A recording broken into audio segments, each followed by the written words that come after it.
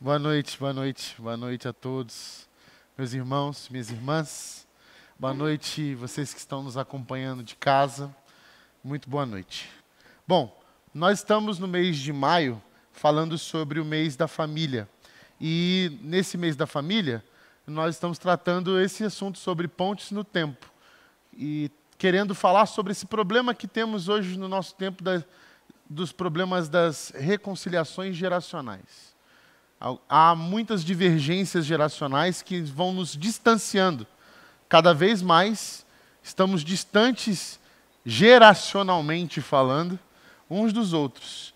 E é importante a gente reconhecer isso como igreja, porque somos uma comunidade, naturalmente, de muitas gerações, né? Nossa igreja, pelo menos com 125 anos, carrega aí muitas gerações. Inclusive algumas famílias que temos aqui 3 gerações, 2 gerações. Então, é importante que nós, como igreja, olhemos para esse problema com muita atenção, muito cuidado, e a gente converse sobre isso. Então, a gente já falou sobre esse abismo geracional que tem sido criado muito pela cultura da hiperconexão, do mundo mais digital, cada vez mais digital, e mais conectado, mais globalizado. A gente falou sobre a questão dos filhos, né, de como é importante a gente entender a questão de se ter filhos, se isso é uma questão obrigada, se isso é uma questão sobre missão, e o pastor Fábio deixou claro que os filhos não são uma obrigação, são uma missão, e essa missão exige de nós, hoje de manhã ele falou isso, uma presença intencional, uma presença curadora, uma presença libertadora, uma presença afetiva importante, paterna, materna, isso é muito importante. E hoje à noite eu fiquei na missão de falar para vocês que estão aqui ouvindo ou que estão presentes, que estão online, sobre a questão geracional que implica o casamento. Porque esta instituição, casamento, ela também tem sido afetada por todo esse movimento geracional. Primeira, pelo seu esvaziamento de significado em grande sentido, né, o significado do casamento, e segundo, porque até os mais antigos que olharam para o casamento de uma forma, precisam também olhar da forma como Deus nos ensina a olhar para o casamento, e às vezes fomos equivocadamente trazendo para o casamento alguns pesos que não entendemos como chegou lá, mas estão lá incutidos, e acabou transformando isso em mau testemunho, o que gera uma consequência na nova geração. Porque se a gente tem hoje uma geração que cada vez mais considera o casamento como uma possibilidade real para a sua vida, é porque as gerações passadas falharam em dar bons testemunhos sobre o casamento. Isso é inegável. Não tem como a gente dizer que as novas gerações hoje não valorizam o casamento porque eles do nada resolveram não valorizar. É porque eles olharam para o passado, perceberam o presente e disseram: eu não quero isso para o meu futuro. Nós precisamos assumir responsabilidade diante disso. E resgatar isso, de alguma forma. Resgatar o sentido do casamento num mundo líquido. Então eu dei o nome dessa minha mensagem de hoje à noite de Casamentos Líquidos. Inspirado um pouco no filósofo contemporâneo da nossa geração, Zygmunt Bauman, que fala sobre a sociedade líquida, né? Amor líquido, e tem vários livros a respeito disso. E a gente vai falar um pouco sobre o que é um casamento líquido e por que nós estamos vivendo esse colapso do relacionamento familiar em vários termos, né? Então eu quero começar lendo a palavra de Deus com vocês em Gênesis.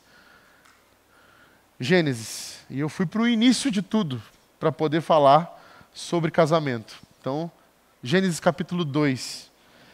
De todos os textos bíblicos que falam sobre casamento, eu decidi ir para o mais básico e inicial de todos. Então eu falei, vamos começar do começo.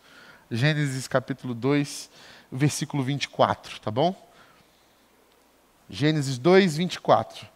Diz assim a palavra de Deus: por essa razão, o homem deixará pai e mãe e se unirá à sua mulher, e eles se tornarão uma só carne. Por essa razão, o homem deixará pai e mãe e se unirá à sua mulher, e eles se tornarão uma só carne. Obrigado, Senhor, pela sua palavra. Que ela cresça frutifique no nosso coração, para a sua glória, em nome de Jesus. Amém. Nós temos muitos desafios para o casamento na nossa nova geração. Falei aqui do evidente mau testemunho que as gerações passadas deixaram, né? Muitos maus testemunhos, né? Não só sobre infidelidade, mas sobre as próprias relações de falta de respeito, os filhos viveram isso muito claro. Há tantas histórias de famílias feridas por conta de imaturidades dentro do casamento, de falta de diálogo, de violências dentro da casa, que acabaram gerando frustrações, destruindo lares, traumatizando jovens que hoje, de certa forma, não acreditam no casamento, né? Aquilo que se idealizava, a grande moral, era, na verdade, uma grande hipocrisia que carregou muita fachada e pouco conteúdo. Isso feriu muito a juventude, que hoje até já está adulta, está procurando casar, mas, na verdade, não quer nem mais casar, e a gente vê isso. E o que acontece com isso? Há um certo medo de compromisso. Como se o compromisso fosse o grande problema disso, porque parece que o casamento, então, quando você tem medo e o medo não está sob controle, ou ele te domina, ele vira um pânico, e o pânico deturpa as coisas.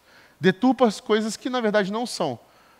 Então, por exemplo, o casamento se tornou uma instituição social, algo instituído pela sociedade, e não algo que foi feito como aliança. Para nós, por exemplo, da fé cristã, cremos nisso. É uma aliança. Deus instituiu essa aliança no início de tudo. Mas a nossa sociedade entende diferente. Mas o diferente que ele entende não precisaria cair para o mal. Não precisaria cair para o mau testemunho. Mas o problema é que a forma como se foi construindo as relações de casamento, chegamos a desaguar nesse lodo, nesse pântano de desespero. Então se transforma assim, o compromisso se tornou algo muito complicado. Se eu posso ter as mesmas coisas sem passar por isso, então dá para a gente fazer de outro jeito. Porque o compromisso vai levar a gente a viver umas coisas muito difíceis. Vai complicar, vai burocratizar, vai trazer mais problema do que precisa. Então vamos facilitar. E ao longo dos anos, isso foi ganhando força. Ganhando força por causa dos maus testemunhos que foram se ajuntando. Foram se empilhando. E o compromisso começou a se tornar algo realmente distanciando da nova geração. E não o compromisso com outras coisas dos seus interesses, mas o compromisso relacional mesmo. Então, o medo de compromisso foi um ponto muito forte, um desafio muito forte para a gente. A influência da cultura digital também, porque com a cultura digital, muitos exemplos foram sendo colocados na vitrine. Então, por exemplo, coisas que você nem ousaria saber de outra pessoa, de outro lado do mundo, ou de uma família também totalmente diferente da sua, de um contexto diferente do seu, agora está exposto. Exemplos que carregam até o mesmo problema que você teve no passado, olha, e você se identifica com aquilo, e a pessoa encontra uma saída, e aquela pessoa encontrou uma saída e deu certo, pronto, eu comecei a me identificar com aquilo, é a possibilidade. E os grupos digitais, através dessas redes, vão se conectando. Há a possibilidade, então, de tornar isso algo mais normal. Você já não se sente mais sozinho, quebrando aquele paradigma, quebrando aquele jeito de se relacionar. Então, eu consigo, então, criar uma nova cultura. E isso, de certa forma, enfraquece o todo. Pode ser para o bem, pode ser para o mal. No caso, a maioria das coisas que a gente vê no mundo digital é que a gente vai perdendo mesmo, vai enfraquecendo mesmo para o lado ruim da coisa. Cada vez mais. Tem coisas que a gente vê que são coisas boas, mas geralmente é a minoria. As coisas ruins, elas proliferam mais rápido. E vai se esvaziando, tirando o significado do que é de fato o casamento. E você vai tornando os relacionamentos, então, coisas descartáveis. O que antes era algo inquebrável, incorruptível, sagrado, elevado à quinta potência do 17º céu, né, do grande paraíso, onde era colocado no altar, super, ultra sacralizado, que era o casamento, obrigado, Laurence, falado por todos, ou seja, tratado de maneira errada, pois o casamento tem suas imperfeições e devem ser trabalhadas as imperfeições, eram escondidas as imperfeições, era trazido só a questão sagrada, sacro, santa, maravilhosa do que deveria ser o casamento, a fachada ficava bonita, o conteúdo estava destruído, até que a nova geração começou a quebrar essas fachadas e falou assim, olha, vamos ver aqui, olha, essa é a real do casamento, o casamento é essa droga. E aí a generalização do casamento virou aquilo ali. E aí todo esse problema falou o quê? Tornou o quê? As relações são descartáveis. Quer casar? Eu quero casar, mas eu não sou necessariamente obrigado a ficar a minha vida toda com uma pessoa que eu, no meio do caminho, descobri que eu não gosto. E aí, qualquer motivo para você desistir daquilo é um motivo justo. Um motivo justo. E aí você tem problemas com isso. O primeiro deles é que qual a diferença, então, de um namoro para um casamento? É uma lógica, hoje, muito boa. Qual a diferença de um namoro para um casamento? E eu não estou falando dentro da fé cristã. Estou falando socialmente falando. Aí as pessoas vão enumerar para vocês que a diferença é que você vai pensar se você partilhar os seus bens ou não com ele. É isso? Qual mais diferença a gente tem? Tem diferença? Porque até a partilha você pode também, cada um ficar na sua. Ah, que vocês vão morar junto. Não, mas eu posso morar junto com a minha namorada também hoje. Não, mas casamento não pode terminar. Não, pode terminar. Pode terminar. O namoro pode terminar. Não existe mais diferença. Para que eu vou casar? Para que eu vou gastar uma fortuna com a festa de casamento para minha família para sair falando mal depois? Né? Que a festa não foi lá essas coisas, que eu não gostei. Você gastou uma grana com aquilo. Né? Podia ter gastado isso com a casa, um carro, né? Botar na poupança para um filho e fazer faculdade depois. Investido numa viagem, a viagem dos sonhos. Né? Para que eu vou fazer isso? Para ir no cartório, dar dinheiro para o cartório? Se nem mudar o nome hoje, eu preciso mudar? Preciso mudar o nome. Cada um pode ficar com o seu nome.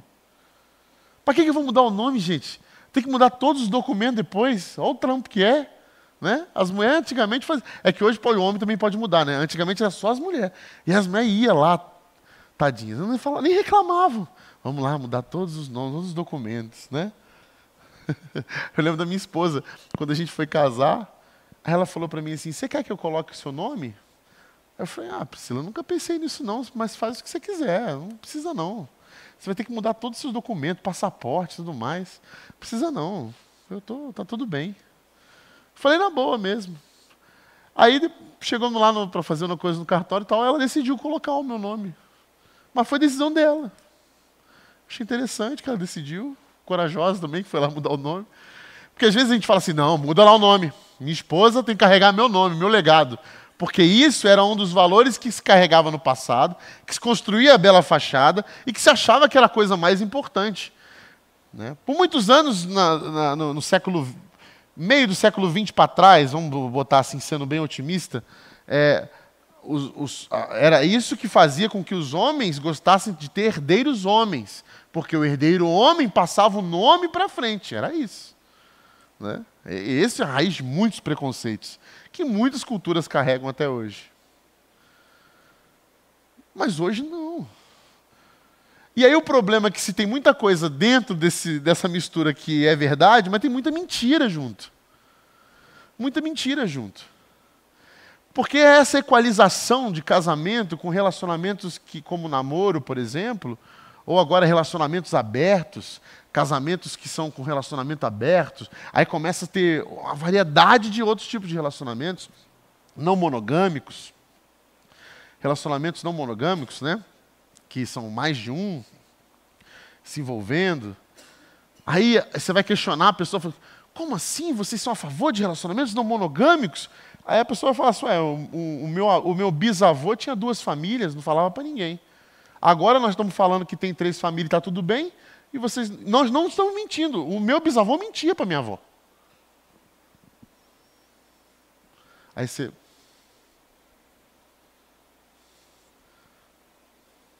É difícil ouvir algumas coisas dessas. Mas eu tive isso na minha família também. Eu tinha um tio-avô que tinha 3 famílias. Uma em cada município. Lá no Rio de Janeiro. 3 famílias.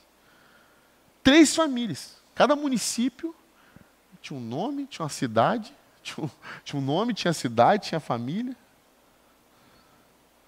Eu falei, gente... Conheci um homem lá no Rio de Janeiro...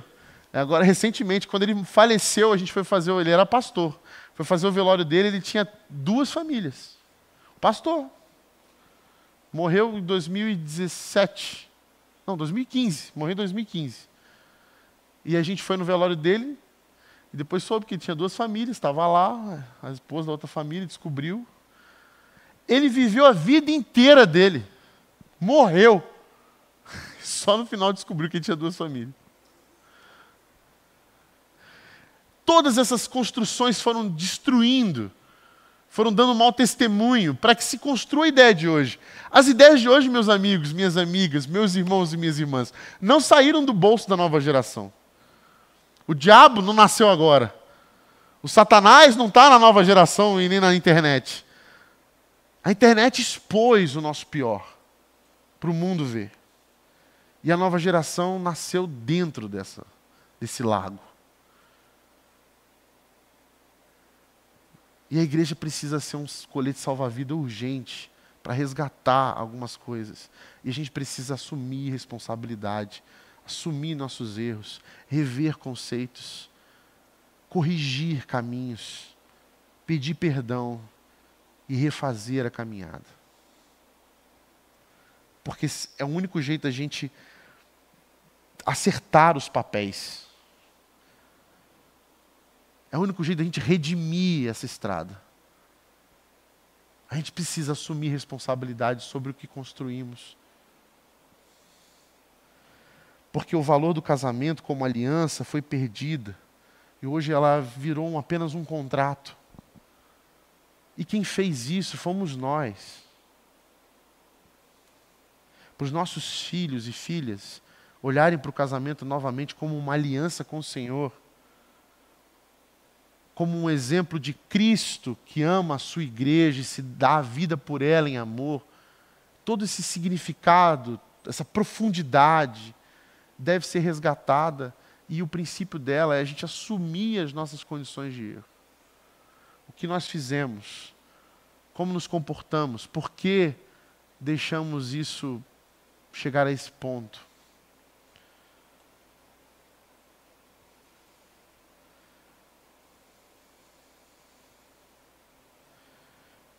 Então a primeira coisa que eu preciso dizer é o seguinte: o casamento não é uma obrigação também, assim como ter filhos. Deus não nos fez para casar. Deus não fez eu e você para casar. A sua missão não é encontrar um varão ou uma varoa. Sua missão é formar família. E formar família não tem a ver com casar. Casamento é uma das maneiras de se construir uma família. Existem muitos jeitos de fazer família. De pertencer a uma família. A família de Cristo prova isso. Quando Cristo está na cruz, diante de Maria, sua mãe, e João, seu amigo, discípulo, Jesus vira para João e diz: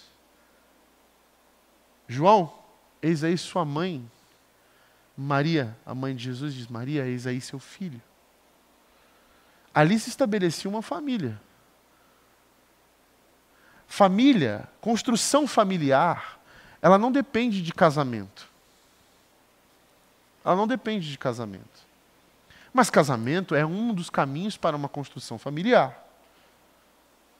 E os casamentos, um dos problemas do casamento é que as pessoas acham que todo mundo tem que casar, e nem todo mundo foi feito para o casamento. Se não fosse assim, não teríamos muitos exemplos na Bíblia de não casamento. A começar no Velho Testamento. Temos Daniel, o profeta Daniel, um dos homens mais íntegros do Velho Testamento, profeta Daniel. Sua integridade era conhecida, não só conhecida, era um homem inteligentíssimo, que vivia junto com o imperador babilônico, como um dos seus conselheiros. Homem de Deus, Daniel, nunca foi casado. Vocês querem outro exemplo no Novo? A gente tem Paulo. Diante de todas as teorias que a gente pode dizer, nenhuma delas é bíblica. A única coisa que a gente sabe é que ele não tem esposa. Aí tem alguns teólogos que dizem que ele era divorciado, dizem que é viúvo. Fato é que ele está sozinho. Não tem filhos. Não está lá. Jesus não casou. Né? Tem umas piadas dizendo que Deus falou assim, vai lá filho, vai lá salvar a humanidade. Olha, pai, eu vou, eu morro, eu sou açoitado, só me manda casar. Mas assim, Jesus ele não veio dizer para você assim, case-se, tenha filhos. Ele não veio dizer isso para a gente. Ele veio dizer para a gente o quê? O que ele mandou a gente fazer? Façam discípulos. Façam discípulos. E aí pergunta, qual é o maior mandamento? Ame. Ame a Deus e ame o outro. Ele falou, case, ache um bom marido, uma boa esposa, tenha filho. Ele não falou isso. Então, o primeiro problema começa aí. E eu acho que a gente, como igreja, a gente às vezes falha muito nisso. Porque a gente fica achando que todo jovem, né, menino ou jovem menina que está na igreja solteiro é um problema. A gente vai ficando mais velho, a gente quer casar todo mundo, né? É natural, gente, eu sei. Você vê um menino bonito, solteiro, e uma menina bonita, solteira. Aí já começa. Ah, vocês formam um casal tão bonito. Aí começa. A gente nem sabe se existe alguma coisa, se querem casar-se, mas a gente vai. E força. E aí, as meninas que vão ficando mais velhas na igreja, e temos muitas hoje, já são taxadas de encalhadas, porque estão muito velhas, e velha a gente tirou do bolso, né? Porque o que é velha? Se você falar para mim que uma menina de 30 anos que não casou é velha, eu vou falar para você, está amarrado. Eu tenho 38 anos e sou novo. Velho. E a gente começa a colocar exemplos e limites e estereótipos, e as pessoas começam a ficar mal com isso. A gente acha que isso é só, às vezes, é só uma brincadeira. É uma brincadeira que faz mal para as pessoas. Você cria preconceito. E geralmente com as mulheres, você repara nisso, né? Porque os homens, ninguém fala muita coisa, não. Mas também, se passar muito do tempo, vão falar, esse homem é esquisito, não casou. Por que não casou? Tem coisa aí. Tem coisa aí, esquisitão. Alguma coisa ele tem. Né? A coisa mais inocente é, deve ter bafo. Mas olha, tem coisas piores. E nós, da igreja, nós nos juntamos a esse coro de gente que fica taxando as outras, por conta desses preconceitos. E a gente precisa descobrir a importância da vulnerabilidade, da fidelidade, do impacto do casamento como um projeto de Deus, não como uma escolha pessoal também. Porque quando a gente entende que isso é uma missão de Deus, eu tenho mais cuidado. Eu fui chamado para isso. Eu fui chamado para isso. Uma das coisas que mais me admira na Pri é que ela sempre falou para mim, desde quando a gente casou, que o maior sonho dela era ser mãe. Quero ser mãe. Então eu sabia que eu estava casando com uma pessoa que o sonho dela era ser mãe. Então preciso dar filhos para ela. Eis aí a minha vitória. Né? Espero que ela esteja muito feliz. Mas assim, isso eu acho interessante porque é uma consciência de tipo assim, ó, eu sei que isso aqui é uma coisa mais importante para mim, para minha realização. Eu fui chamada para isso. Isso é uma missão. Filhos são uma missão, casamento é uma missão. E ela sabia assim, ó, eu quero ter filhos. Eu preciso de um casamento de alguém que entenda essa minha missão e que também tenha essa missão. Então, quando eu vejo tudo isso, os desafios que a gente tem hoje, sobre o impacto das redes sociais também, porque gera essa comparação, a gente olha as redes sociais, o Fábio falou isso hoje de manhã, a gente acha que tudo é lindo para o outro lado, e aqui é feio, isso é horrível, né? É horrível, gente, a gente precisa muito se desconectar, muito mesmo. Às 9 horas da manhã a gente tem mais informação na nossa cabeça do que a minha avó teve na vida dela toda. Então, assim, a gente precisa muito, muito se desconectar. Faz mal para a gente. A gente está tendo muito problema com isso. Eu estou falando dentro do ambiente pastoral. Tá? Então a gente precisa tomar muito cuidado com isso. E o que eu aprendo com o texto de Gênesis? Eu aprendo pelo menos 3 coisas com esse pequeno versículo de Gênesis. 3 coisas importantes, tá? 3 coisas primordiais e essenciais sobre a experiência do casamento. Nós temos muitas pessoas casadas e não casadas aqui. E eu acho que cada um tem a sua experiência. Eu trago aqui uma experiência de casamento baseado em testemunhos de mestres que falavam sobre isso e eu fui aprendendo. A minha experiência pessoal de 10 anos de casado com a Pri. A minha experiência de observar casamentos ao meu redor. E a minha experiência de atender famílias que também sofrem por conta do casamento. Ou famílias que estão se construindo a partir do casamento. Então, a mensagem de hoje é um compêndio, um somatório dessas coisas que eu carrego. Longe de ser um gabarito, uma receita, ou algo que deve ser desse jeito ou não. Longe de ser isso. É apenas uma sugestão de reflexão para que a gente resgate isso que se perdeu de maneira líquida, sem solidez que era o casamento. A gente derreteu isso de algum jeito e está se perdendo cada vez mais. Então, quando eu olho para o texto de Gênesis, eu vejo 3 coisas importantes.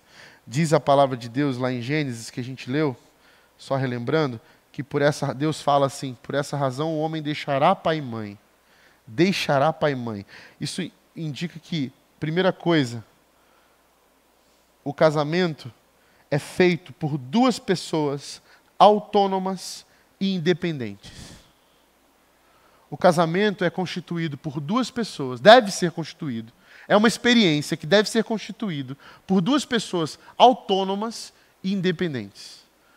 Como é que eu sei que eu estou pronto para casar? Como é que eu sei descobrir? Porque eu sou completamente independente do meu pai e da minha mãe. Eu consigo viver sem o meu pai e minha mãe. E eu não estou falando só financeiramente. Eu estou falando sobre tomar decisões, eu estou falando sobre assumir responsabilidades, bancar as coisas que eu estou tomando as decisões e as consequências das minhas escolhas.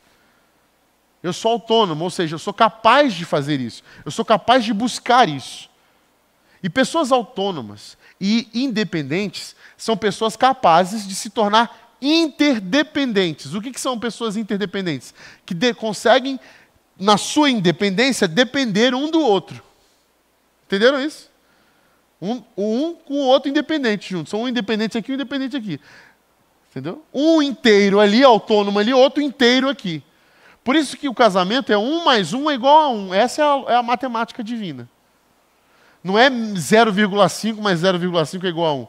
Essa história de tipo assim, eu era incompleto, ele me completou. Isso é balela. Isso é gente que sofre de dependência já. Porque a pessoa que é muito dependente ainda do seu pai, da sua mãe ou de qualquer outra coisa, e se casa com outra pessoa, vai transformar essa outra pessoa na dependência que ela tinha antes. Eu sou dependente muito da minha mãe, então ela está buscando o quê? Uma outra mãe. Eu sou dependente muito do meu pai, está buscando o quê? Um outro pai. Eu só estou trocando. Porque ele me completa, não, ele não te completa. Você é completo em nome do Senhor Jesus, e você, como um ser completo, escolhe depender dele, e o outro também, ou seja, se juntam nessa interdependência. essa conexão autônoma e independente. Então, na cultura bíblica, por exemplo, na nossa cultura, o que a nossa cultura transformou a sociedade é o quê? O homem é o garanhão, certo? E a mulher é a donzela. Então, o homem vai lá na casa, fala com o pai tal, e tira a mulher da família e vai embora. Tal. Na cultura bíblica, a mulher é a leoa. E o homem é o quê? O homem, ele é o filho. É o meninão. Por que eu estou dizendo isso? Porque na Bíblia se entende muito que a mulher naturalmente, toda mulher naturalmente é mãe. E todo homem naturalmente é filho. E essa ideia de conexão de toda mulher naturalmente é mãe é muito real quando a gente vê relacionamentos que estão sem ter a devida independência autônoma. Porque o menino que não se entende homem, ele ainda é filho, ele busca uma mãe. E a mãe, que é a mulher que é naturalmente mãe, ela vai com o filho. Aí você vê casais assim, ó. Pastor, vou para casa porque tem que cuidar do almoço lá, dos 3, né? Dos 3 lá em casa. 3, você não tem só 2 filhos? São os 2 filhos e um filhão grandão, que é o meu marido, né? É um bananão, né? Porque o cara, essa ideia da mulher ser mãe do marido dela, isso é um absurdo, né? E a gente legitima isso também. Porque isso é um problema. É o mesmo problema que dá quando o cara vai morar na casa da sogra. A família está morando na casa da sogra. Né? Vamos fazer assim. Temos 2 mães aqui. A sogra e a filha. Certo? Vai dar pau. Com 2 mães. 2 mães. Quando tiver o filho, quem vai cuidar do filho? Não, que um vai falar com o jeito de cuidar da outra. Vai dar ruim. E se for o contrário, vai dar ruim, porque vai ter um filho que tem uma mãe que cuida do filho do jeito que agora é a outra mãe que assumiu o filho. Então as 2 estão cuidando, eu sou filho, eu quero ser cuidado. Quem vai cuidar de mim melhor? Está vendo o problema? São algumas mazelas do casamento que foram sendo criadas na nossa sociedade e a gente passou batido. Então, o homem se unirá à sua mulher, deixará o quê? Pai e mãe. Essa é antes de se unir, antes de ser uma só carne, ele vai fazer o quê? Qual é a ordem divina? Deixará pai e mãe. Então tem que ser independente, tem que ser autônomo, tem que ter consciência autônoma, tem que ter liberdade. Eu consigo me bancar, eu consigo me sustentar psicologicamente, financeiramente, emocionalmente, religiosamente, eu consigo garantir isso. Isso é segurança. Isso é segurança. Isso é segurança. Quando a gente não tem isso de início, de largada, a gente queima a largada. E aí, se não é a graça divina, vai dar ruim lá na frente. Algum chabu vai dar. Vai lembrar, vai falar, faltou, esqueci, deu ruim. Entendeu? Já vai avaliando, viu, Sofia? Já vai avaliando. Já põe na agenda aí, vai anotando. Está anotando? Anota aí. Você também, Henrique. Põe na conta. Segunda coisa que eu vejo nesse texto é o seguinte, que ele diz que o homem deixará o pai e a mãe e se unirá à sua mulher. Então, o casamento é uma experiência de uma relação integral. Integral. Porque união, na Bíblia, é aliança. É inteira. É completa. Esse ser independente com esse ser independente, 2 seres autônomos, que se escolhem se tornar interdependentes, eles se unem. Se unem. Essa união é integral. O que isso quer dizer, Rodrigo? Que eu não casei com a Priscila da agora. Eu casei com a Priscila e tudo que envolve a Priscila. Seu presente, passado e seu futuro. Os problemas dela agora são meus problemas. Os meus problemas é problema dela. A partir de agora, a nossa vida é uma só. Não existe aquela coisa, não, seus pais são um problema seu. O que você fez antes é problema. Não é, porque essa construção de quem é a Priscila, ela é uma construção que carrega todas as dimensões da sua história até mim. Eu preciso ser responsável por isso. Assim como toda a minha história até aqui também tem. Então, não é essa coisa assim, essa parte da vida do Rodrigo eu nem conheço, porque foi antes de mim. Não, eu tenho que conhecer, meu irmão. Em algum momento vai ter que conhecer isso aí. Ou pelo menos antes de casar, de alguma forma, os pontos principais. Faz um flashlights ali, um trailer, né? Tá vivendo com um cara que matou alguém, você nem sabe. Tá lá, enterrou lá no interior do Acre, veio para cá, se mudou, não interessa o que ele fez no passado. Como não interessa? É uma pessoa que você vai dedicar a sua vida. Você vai se unir a ela integralmente. Como que não interessa quem ela foi antes? Calma aí, você não é Jesus. Tu vai aceitar a pessoa desse jeito e botar na tua vida. Calma lá, meu irmão. Você pode perdoar. Perdoe. Eu perdoei. Eu sei quem ele é. Olha a diferença. Eu sei quem ele é. Conheço seu passado tenebroso. Estou entrando nesta furada, viu? Porque sou uma pessoa autônoma, independente. Estou entrando porque quero. Porque depois chega lá na frente, eu não sabia, Tiago, não sabia. Não sabia que ela era assim, cara. Ninguém me avisou. Ninguém te avisou, meu irmão. Você não perguntou? Porque ele mudou. Tem um casal que estava noivo, estavam para se casar, e eles entraram. Eu nem era casado na época.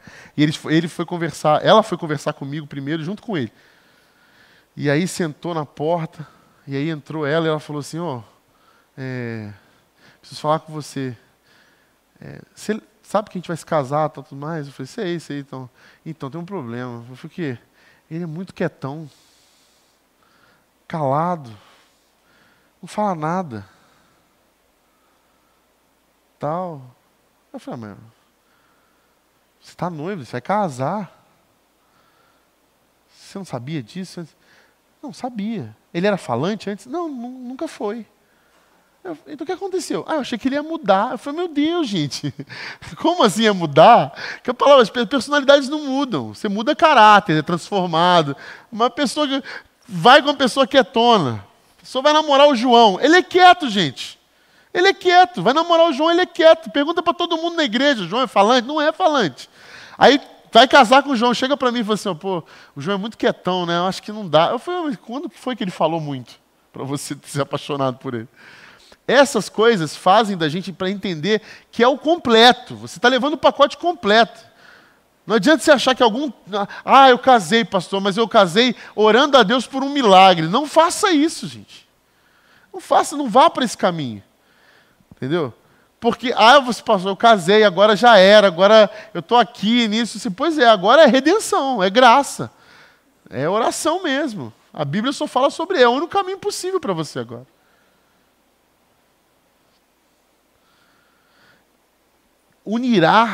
Se unirá a sua mulher, se unirá a seu marido.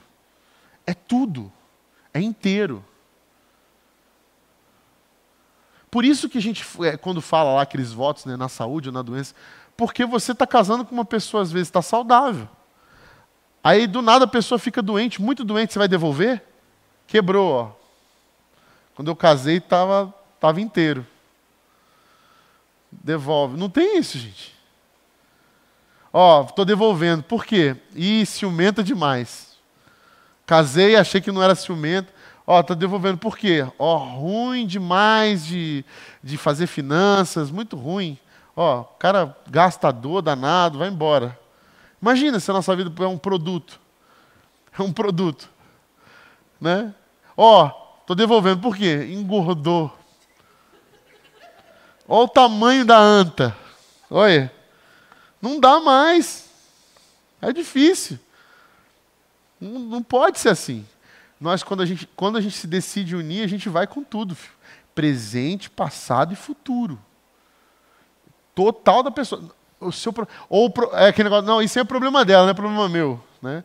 Uma vez eu ouvi um pastor pregar sobre casamento, e ele falou sobre essa questão de problema, e ele contou uma piada que é muito boa para poder ilustrar isso que eu estou falando. Que ele falava assim, que a mulher dele chegou para ele, estamos com um problema. Aí o marido falou assim, que problema? A Lourdes, nossa empregada, está com um problema. Não, a Lourdes está com empregada? O problema é seu. Você já falou que a empregada quem cuida é você? Então, mas ela está grávida.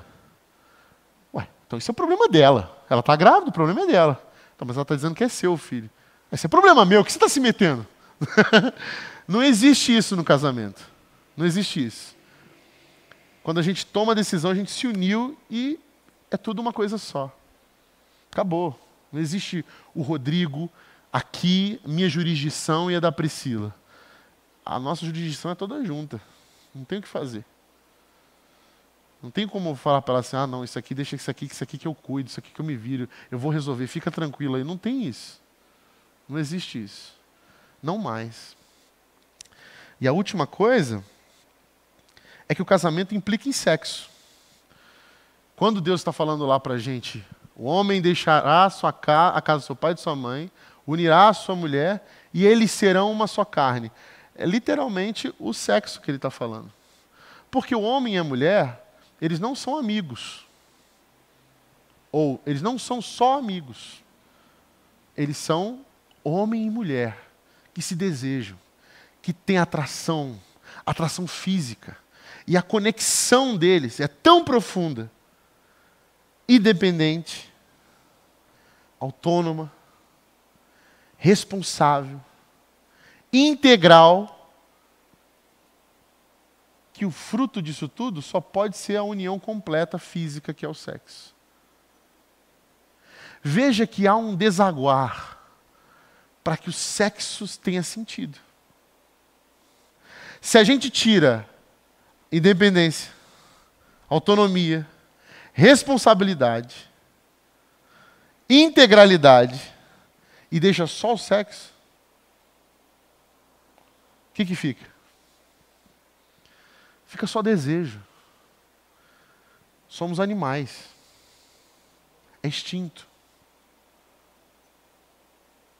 Se a gente tira o sexo e deixa independência, autonomia, responsabilidade, integralidade, a gente tem o quê? Qualquer relacionamento de afeto amoroso. Qualquer um.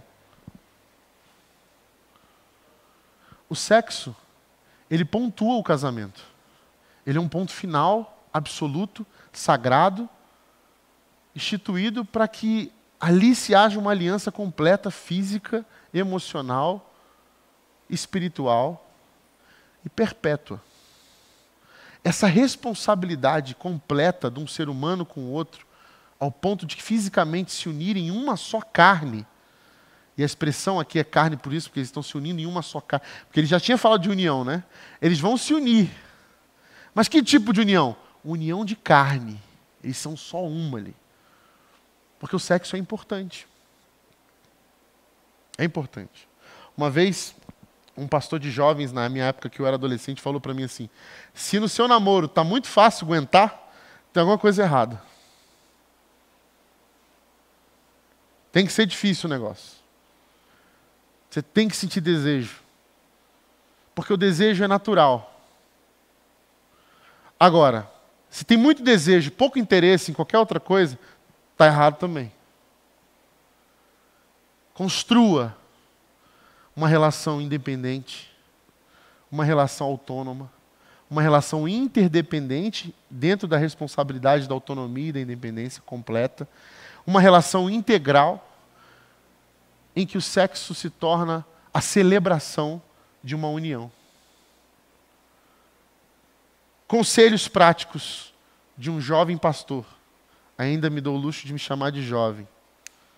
Primeira coisa, é necessário muito diálogo intergeracional. Precisamos conversar com os mais velhos, aqueles que carregam a doce missão de ser casados há muitos anos. Ouvi-los. Obviamente, ouvi-los com muito filtro, né? A gente tem que ouvir com os nossos filtros. Tem casamento aí que se perpetua só pela obrigação. Aí é só misericórdia o testemunho. Agora, tem casamento que é lindo de você ver o testemunho. Você fala dos trancos, dos barrancos. Uma vez eu vi um pastor que é casado há 60 anos com a esposa dele. Estava na mesa com outros. Aí alguém perguntou assim para ela, qual é o segredo para a esposa dele? Qual o segredo? Ela falou, olha, não tem segredo, é viver, né? Assim. E você nunca sentiu nenhuma vontade de se divorciar dele, não hora nenhuma? Aí ela falou, divorciar eu nunca senti, mas matar várias vezes. Quis matá-lo várias vezes, mas divorciar, nunca. Ser sincero com isso. A vida a dois é uma vida complicada de casamento. É uma vida difícil, é uma vida de renúncia. Por isso que é uma missão para poucos. Que entendem essa mensagem tão clara que se esvazia pelos nossos dedos hoje. Para a gente resgatar isso aqui com as novas gerações, eles entenderem isso, saber que o casamento não é simplesmente algo equivalente a qualquer outra relação, só com burocracias a mais, é necessário bons testemunhos, bons relacionamentos. É necessário admiração, respeito, formas de tratar diferente, jeito de se tratar diferente. E conversar com os mais velhos sempre foi uma busca e uma tradição da experiência cristã. Converse com os mais velhos, com aqueles que estão casados há mais tempo que você. Não precisa ser os anciões, pode ser alguém que tem um pouco mais de estrada do que você. Eu tenho 10 anos de casado. Alguém que tem 15, alguém que tem 20, já é alguém que pode me ensinar muita coisa.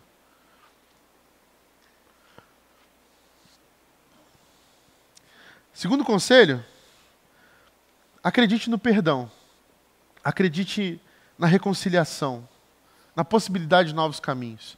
Às vezes, você está aqui me ouvindo e já é casado há bastante tempo e não teve oportunidade de ouvir sobre esses 3 pontos aqui. Falou assim, se eu tivesse ouvido antes, já ouvi isso algumas vezes.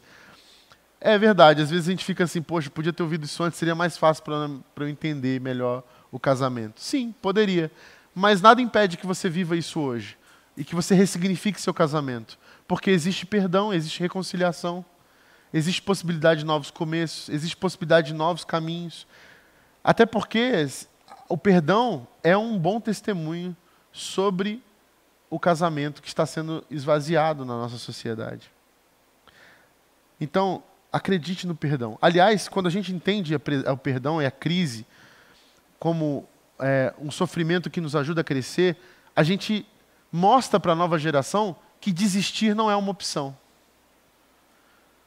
Porque hoje nós desistimos também muito fácil. E por desistirmos muito fácil, transformamos o casamento também num lugar de desistência. Em que as pessoas hoje justificam as desistências de forma bonita e romântica. O que mais vejo hoje em rede social é a gente falando, nós nos divorciamos porque o amor evoluiu. Gente, não faz o menor sentido isso. Isso é conversa para boi dormir. Isso é mentira. Se o amor evoluiu, ele era para ele estar muito mais forte. E o amor que lança fora todo medo, o amor que é forte o suficiente para perdoar, para recomeçar, para refazer caminhos, ele reconstrói possibilidades. Ele enfrenta, ele perdoa, ele passa por crises.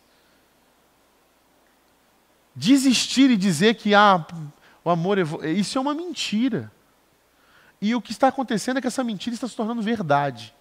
Porque nós estamos dando mau testemunho. Nós estamos desistindo. Nós não queremos mais sofrer. Eu não quero mais sofrer. Mas isso não é o nosso caminho. Nosso caminho é de sofrimento. Porque o sofrimento faz a gente crescer. Quem cresce sofre por estar crescendo. Esse é o fator. E a gente deve passar com coragem por isso. E quem ama, enfrenta isso por coragem, dá a sua vida. Aí os papéis vão se encontrando. E o terceiro conselho que eu dou é que os solteiros presentes aqui na nossa pequena audiência, que eles tenham coragem. Tenham coragem. Não desanime. Não desanime. Primeiro, entendam se você está pronto para essa missão de casar, se essa é a tua missão. Segundo, entendam o casamento. Se o casamento é a tua missão, entendam isso sobre o casamento. Ele não é uma missão para pessoas incompletas, para pessoas dependentes, para pessoas egoístas, para pessoas que apenas querem sair de casa, fugir de um problema para ir para outro, ou para pessoas apenas que querem fazer sexo. O casamento, ele é algo sagrado. Não sagrado a instituição de subir no altar vestido de branco. Não. Sagrado porque é uma aliança com o próprio Deus e com o outro. Isso torna o casamento sagrado. É algo que você chama Deus e diz assim: eu quero dividir a minha vida, eu quero juntar a minha missão com ela, com ele, e nós vamos juntos na direção de Jesus. E eu acho que esse caminho de graça, esse caminho de misericórdia, é um caminho bonito, mas é um caminho de muita coragem. Então, você que está casado, tenha coragem. Você que está solteiro, tenha coragem. Mas principalmente, saiba que a graça de Jesus, a misericórdia, a bondade de Deus vai perseguir a gente por onde a gente for. Vai estar com a gente. Creia nisso. Faça a sua escolha com responsabilidade. E todas elas, você vai ver que Deus está te ajudando, te orientando, te guiando por esse caminho. Não tenha medo. E você que está casado há muito tempo e se vê numa crise, a mesma coisa. Tenha confiança. Acredite no perdão. Acredite na reconciliação. Acredite no casamento. Não desista. Para a gente reconstruir pontes, reconciliar gerações, trazer de volta significados profundos para algo como o casamento, é necessário que a gente abra o nosso coração para refazer novos caminhos, para pedir perdão, para dar novos testemunhos, bons testemunhos, de gente que ama a Deus e sabe que o casamento foi colocado por Ele. Talvez com muito menos adornos e indumentárias do que temos hoje. Mas a simplicidade de um homem e uma mulher que sai da casa do seu pai e de sua mãe e que se une integralmente ao seu cônjuge, e lá eles se tornam um só, como o Pai, e o Filho e o Espírito Santo são um. Deus nos abençoe.